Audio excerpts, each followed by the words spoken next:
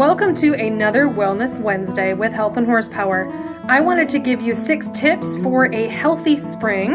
The first one I wanted to do is, as we get into spring, we see new life growing, whether it's sprouting from the ground or new leaves or blooms on our trees. So I wanted to really kind of help us to jump into this season for new growth and renewal. So first thing I recommend is you want to make sure you're setting some health goals for yourself this year, whether that be related to weight loss or eating healthier or sleeping better, whatever it may be. Make sure you're setting some health goals for yourself before we get into the summer season and things pick up and get busy.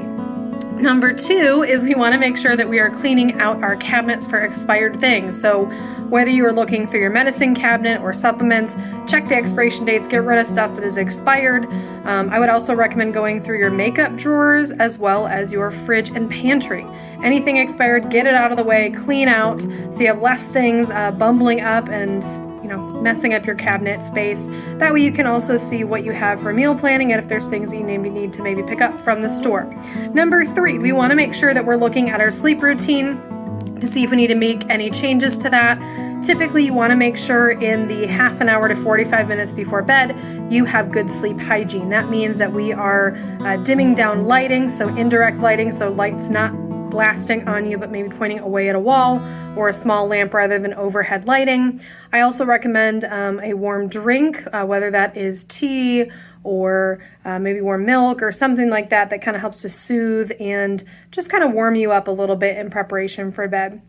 It's also a good idea to get into a nighttime routine, whether that is, doing any type of face washing or cleansing or moisturizing, whatever it may be that needs to be part of your routine. If you do tend to have restless leg syndrome or cramping at nighttime, it may also be a good idea to do some stretching and Epsom salt soaks as well before bed.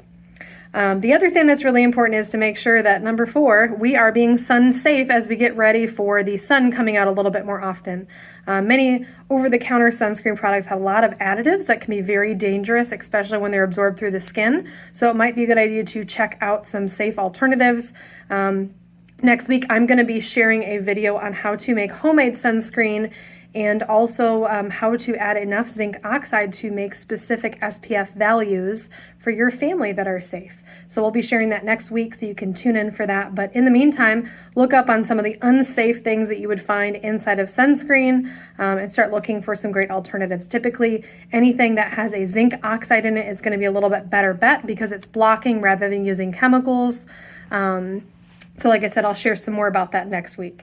Number 5, we want to make sure that we are looking at new ways to stay active or maybe trying some new activities this year. So if we do the same routine over and over again when it comes to exercise, again, it gets kind of monotonous, but you also use the same muscles. So it might be time to change it up. So rather than walking, maybe walking backwards might be a little bit better option, or doing sideways walking, or maybe even looking at trails rather than just flat walking around the neighborhood, or even adding a weighted vest or even weights around your ankles or your wrists to change it up a little bit, give yourself some weight resistance to strengthen your bones and your muscles. And number 6, making sure that you're looking at allergy protection. So as we get into the spring season and blooms are about us, we're going to have pollen counts starting to go up.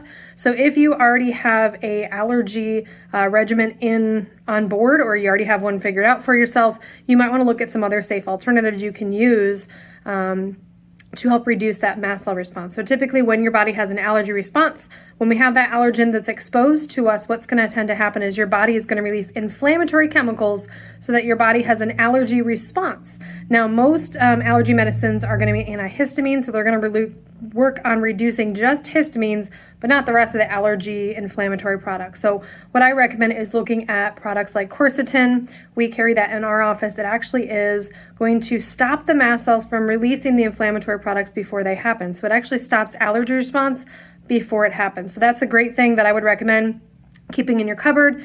If you do tend to have a lot of issues with congestion in your household, we do have another product called Allerate. It has a quercetin in it, but it also has a couple other things that help to break up mucus and restore some of those mucus fighting properties inside of your nasal canal. Another product that we carry is called Sinead.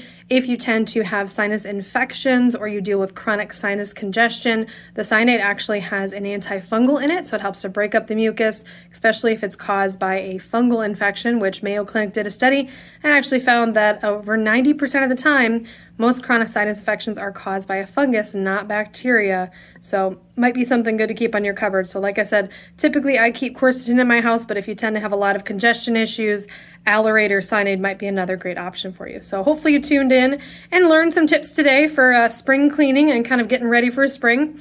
I will see you guys next week. And like I said, we'll be doing a video on how to make homemade sunscreen with a specific SPF.